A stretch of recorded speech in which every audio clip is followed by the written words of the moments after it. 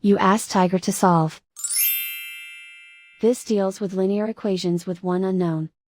The final result is w equals 25/14. Let's solve it step by step. Group all constants on the right side of the equation. Add 3/2 to both sides. Combine the fractions. Combine the numerators. Reduce the zero numerator. Simplify the arithmetic. Find the lowest common denominator. Multiply the denominators. Multiply the numerators. Combine the fractions. Combine the numerators.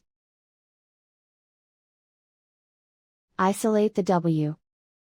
Multiply both sides by inverse fraction 5/3.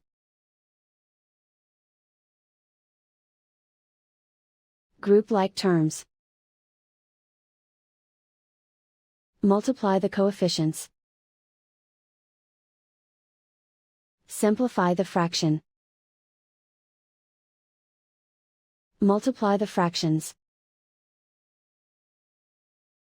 Simplify the arithmetic.